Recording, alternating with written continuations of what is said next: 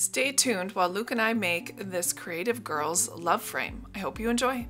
My favorite helpers, Luke is here. Luke, why don't you say hi? Hi. We've done tons of Annie's Creative Girls kits together. This one is no different. It is so fun to create with Luke. I really enjoy the time we spend together chit-chatting and talking. This one is going to be a gift. Who is this for, Luke?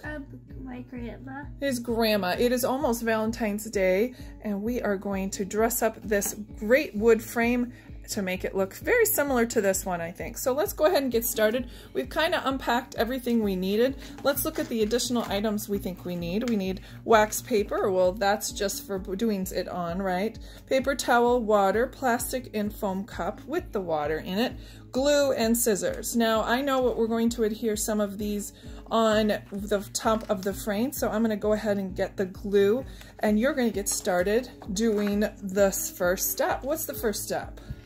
Remove the back of frame and set it aside. Yep, so we want to make sure we get that out of the way so we can paint.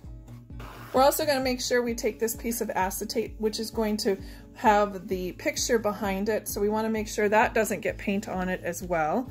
So it says here, apply washi tape at an angle to the corners of the wood frame to create a top and bottom sections. So the washi tape is, oh, it's in your hands. No wonder I couldn't find it.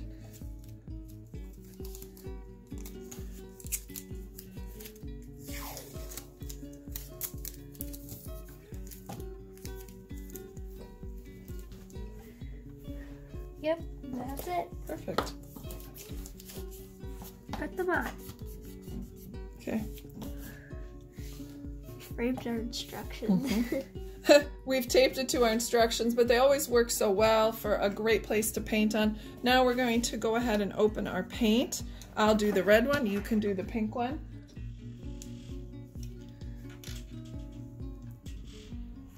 Now, Luke is going to paint which sections? This one and this one? Yeah. And I'll paint this one and this one. Okay. Now it's time to take the washi tape off and see what we've got. Ooh, your stripes look so good, Luke. Wow. Fun.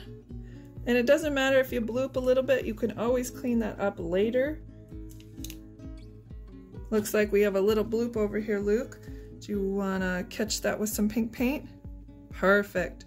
Just blends right in. Perfect. All right, it's time to let it dry and work on the next step.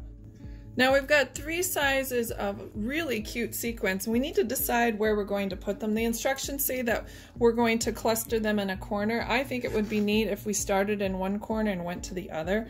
I am going to be using this E6000. I know it is very permanent glue, and I will be putting the glue dots down where Luke should probably put his rhinestones, and then they will stay down permanently. I want this to be really something that they'll keep for quite some time. So I'm just going to go ahead and apply some glue dots, and Luke is going to be the one who gets to pick which size go where.